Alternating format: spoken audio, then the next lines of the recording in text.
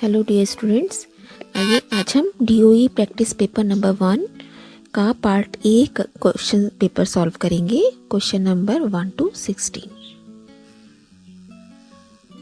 First question is सह अभाज्य संख्याओं का महत्तम समापवर्तक सदा डैश होता है।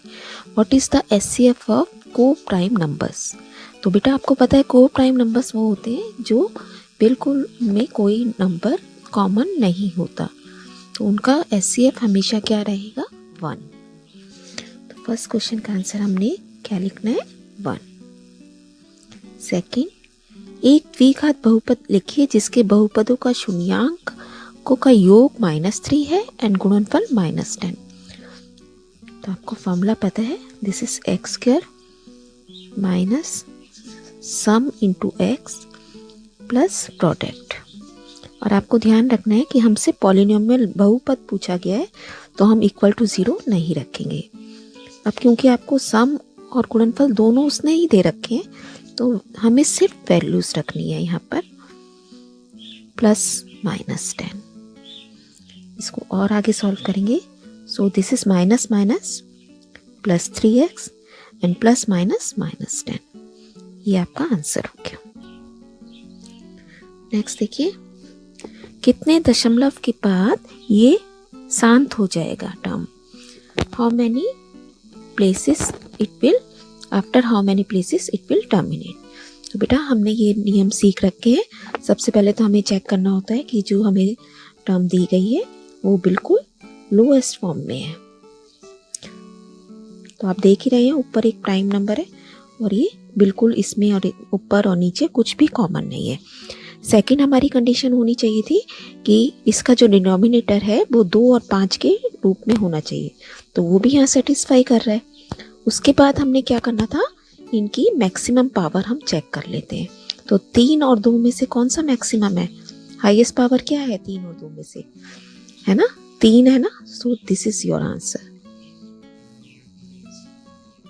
3। आप लिख भी सकते हैं it will terminate after 3 places, 3 स्थानों के बाद शांत होगा। नेक्स्ट देखिए, SCF दे रखा है हमें, 2 संख्याएं भी दे रखी हैं और we have to find out the LCM।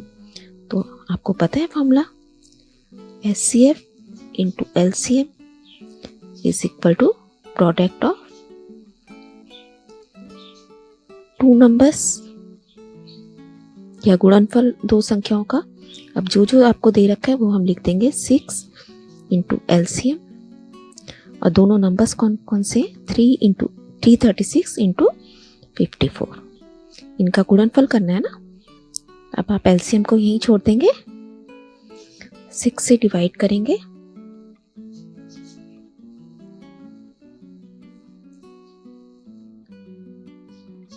तो आंसर बन गया 3024। एक पहिए का व्यास 1.54 मीटर है, 200 चक्रों में यह कितनी दूरी तय करेगा। The diameter of a wheel is this, how far will it travel in 200 revolution. तो बेटा आपको पता है ये पहिया एक गोल की सर्कल की शेप में है और ये कितना राउंड लगाएगा, जितना इसका सरकमफ्रेंस है ना। तो एक सरकमफ्रेंस मतलब एक चक्कर, हम यहाँ लिख लेते हैं एक चक्कर या एक रेवोल्यूशन बराबर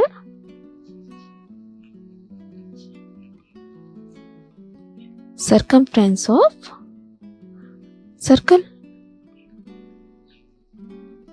वृत्त की परिधि।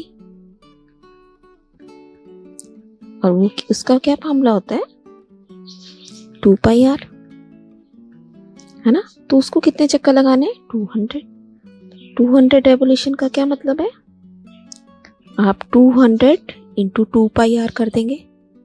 अब आप इनकी वैल्यूज रख दीजिए फटाफट, 200 इंटू 2 इंटू 22/7 इंटू व्यास दिया हुआ था बेटा।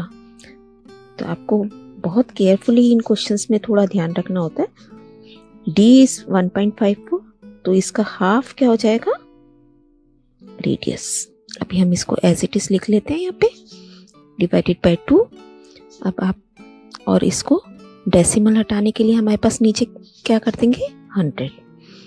अब देखिए क्या क्या सॉल्व हो जाता है। 2 से 200 से पूरा ये कट गया, 7 से ये कट जाएगा,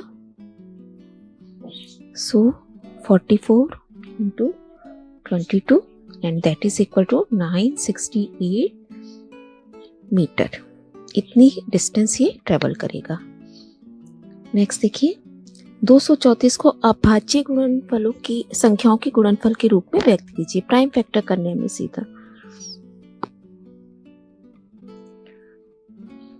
2 से डिवाइड करेंगे। अगेन अब देखिए 2 से नहीं जाएगा तो आपको नेक्स्ट नंबर सोचना पड़ेगा 3। तो आप 3 के लिए फटाफट इसका डिविजिबिलिटी रूल चेक करेंगे। 7 + 1 8 + 1 9, तो इसका मतलब 3 से डिविजिबल है। तो अब आप कर देंगे इसे 3 से। अगेन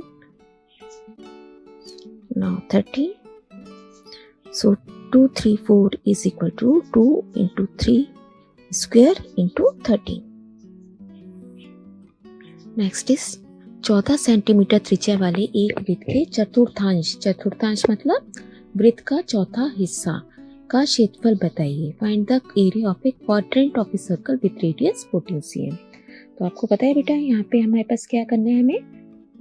अगर हमारे पास ये कोई सर्कल है तो मुझे इसके चौथे हिस्से का इस तरीके से सिर्फ इस पार्ट का क्षेत्रफल बताना है ना। तो मुझे पूरे वृत्त का क्षेत्रफल पता है, πr² होता है। तो मुझे चौथे हिस्से का क्या करना है, 4 से भाग कर देंगे 4 हिस्सों में। तो हमारा रिक्वायर्ड एरिया क्या बन जाएगा। अदरवाइज आप सेक्टर का फॉर्मूला भी लगा सकते हैं। और एंगल कौन सा बनता है यहाँ पे 90 डिग्री। वैल्यूज रख देते हैं 22/7, रेडियस 14 है, ध्यान से देखिए ऊपर, एंड डिवाइडेड बाय 4। ध्यान से आप इसे कट कर लेंगे। आंसर इज 154 cm स्क्वायर, क्योंकि एरिया है, वर्ग सेंटीमीटर यूनिट आएगी।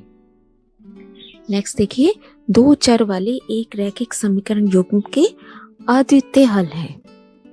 अद्वितीय मतलब एक ही हल है। इनका ग्राफ किस प्रकार की रेखाएं प्रदर्शित करेगा। The pair has unique solution बेटा। तो आपको पता ही है कि ऐसे जब भी यूनिक सॉल्यूशन होती है तो ग्राफ में हमेशा एक पॉइंट पे कट करेगा। तो ऐसी रेखाओं को हम क्या कहते हैं, प्रतिच्छेदी रेखाएं, है ना, या इंटरसेक्टिंग लाइंस।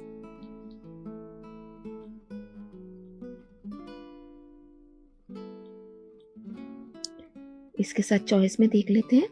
3x - 7y = 10 के लिए y को x के रूप में व्यक्त कीजिए। x + y in terms of x। Very easy. 3x - 7y = 10। हमें सिर्फ एक तरफ अकेला y रखना है। तो ये यहाँ नेगेटिव है, इसको पॉजिटिव कर देते हैं इधर जाके, और 10 को इधर में से माइनस कर देते हैं।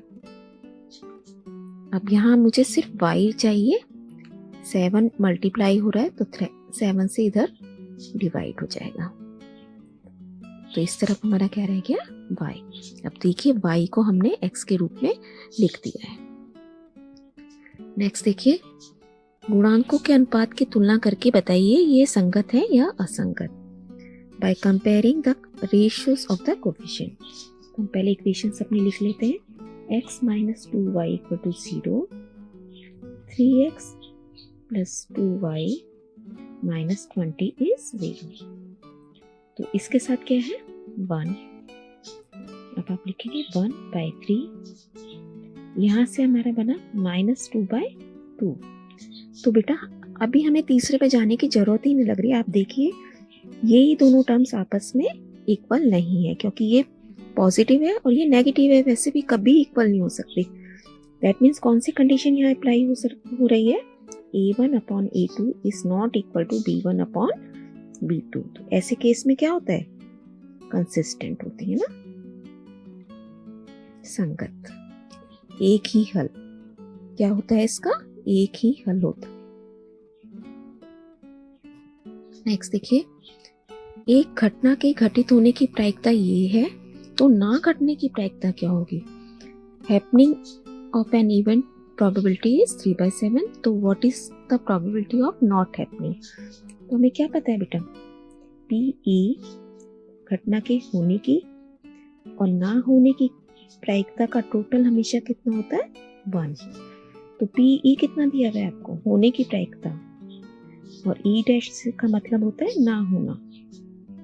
अब आप इसे सॉल्व कर सकते हैं, और वैसे भी मेंटली भी आपको कैलकुलेट करना आना चाहिए। 3/7 बार हो, 7 में से 3 बार हो रहा है, तो कितनी बार नहीं हो रहा है? इसका मतलब 4 बार। तो प्रोबेबिलिटी क्या बन जाएगी? 4/7। नेक्स्ट देखिए, एक निरीक्षक एक मीनार की ऊंचाई ज्ञात करना चाहता है, BC फाइंड आउट करनी है, जबकि 10 इज 3/4, 3/4 10 ए उसने कैलकुलेट कर रखा है, और यहाँ से यहाँ तक का डिस्टेंस 40 मीटर है ना? तो हमें ऊंचाई बतानी है। तो 10A what is given? 10A is 3/4, और वैसे अकॉर्डिंग टू फॉर्मूला 10A क्या होता है? Perpendicular upon base, that means P/B is 3/4। अब P क्या है बेटा? ये है P, इसका नाम लिख देते हैं BC, और बेस क्या है इसकी? AB, है ना? अब BC तो मुझे निकालना है, लेकिन बेस मुझे पता है। अब देखिए, आप कैलकुलेट कर सकते हैं। BC क्या बनेगा? 3 × 40 / 4, इट विल बी 10 मीटर। दिए गए आंकड़ों का माध्यक आरोही क्रम में है, 27.5 है। x का वैल्यू बताइए। The medians are given in ascending order, यहाँ पर तो मीडियन कितनी है? 27.5। तो करते हैं इसे बेटा। देखिए ये कितने डेटास हैं? 1 2 3 4 5 6 7 8। तो इनकी मीडियन क्या होगी? पहले हम यहाँ लिख लेते हैं। देखिए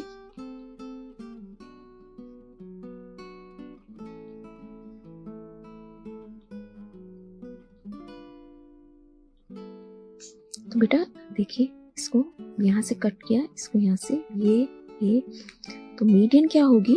इन दोनों का total divided by 2। Median will be x + 2 + x + 3, बिल्कुल मिड टर्म होती है ना मीडियन, डिवाइडेड बाय 2, जबकि इसने ये हमें दे रखी है। अब यहाँ इसको सॉल्व करेंगे, आपके पास आ जाएगा 2x + 5/2।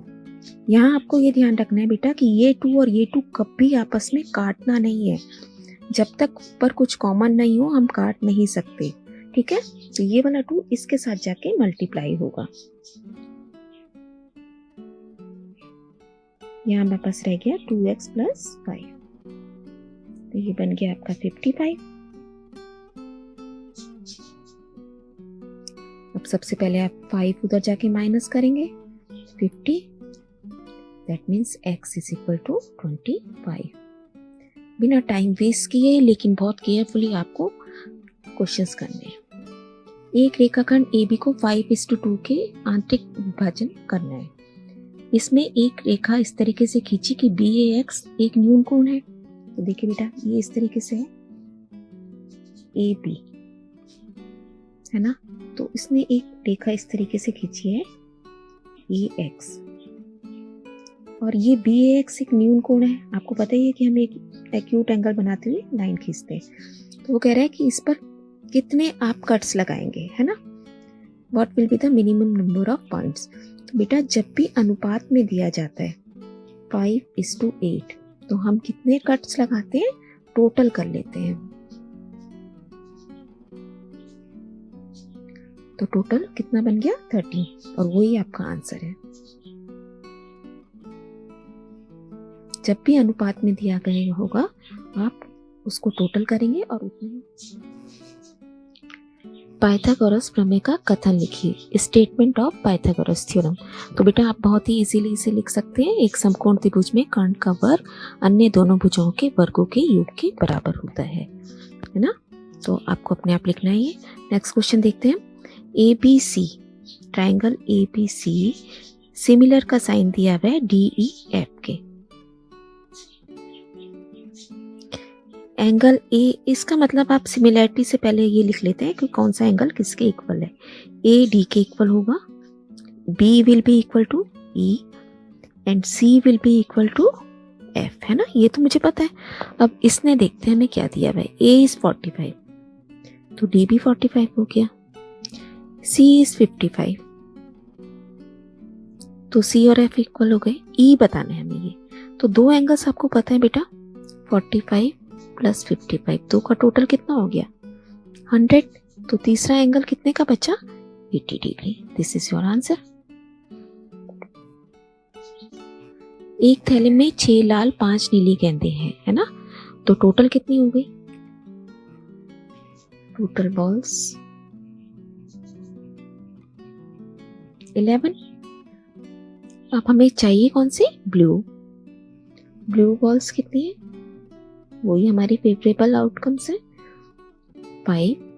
प्रोबेबिलिटी क्या बन गई 5/11।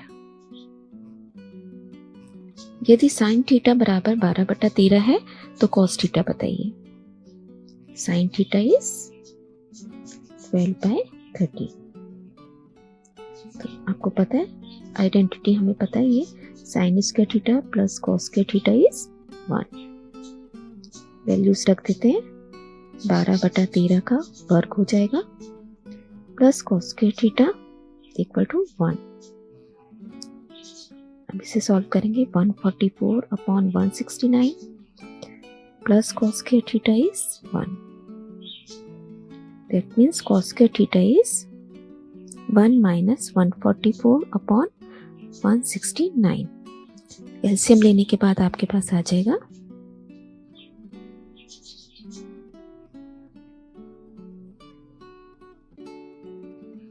25/169, और जब कॉस थीटा आप निकालेंगे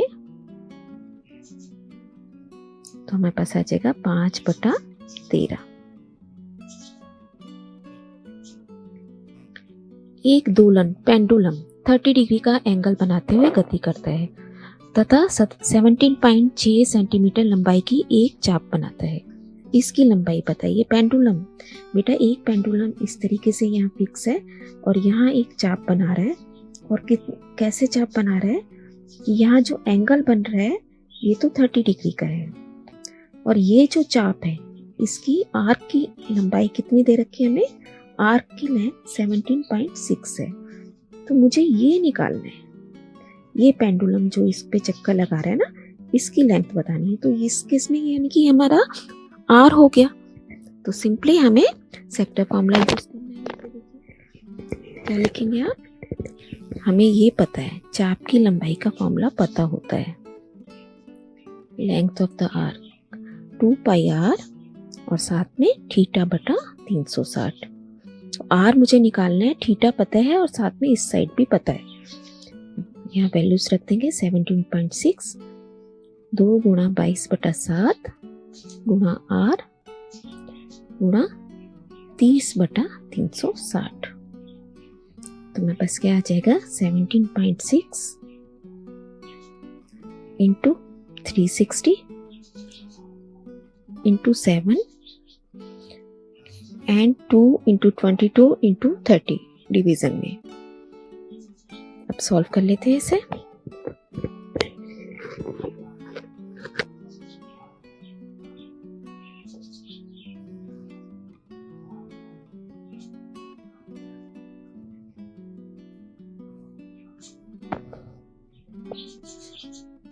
वन 1.6 इंटू 21 और इसको सॉल्व करेंगे तो हमारे पास आ जाएगा 33.6 सेंटीमीटर। तो पेंडुलम की लंबाई कितनी आ गई 33.6 सेंटीमीटर। देखते हैं नेक्स्ट। 6 सेंटीमीटर त्रिज्या वाले एक वृत्त के त्रिज्या खंड का क्षेत्रफल बताइए जबकि कोण भी आपको दे रखा है। एरिया ऑफ द सेक्टर, तो area of the sector is θ/360 और अब की बार हम एरिया ऑफ द सर्कल को मल्टीप्लाई कर देते हैं। थीटा की जगह आप 60 लिखेंगे, 360 डिग्री 22/7 गुणा में 8, 6 into 6,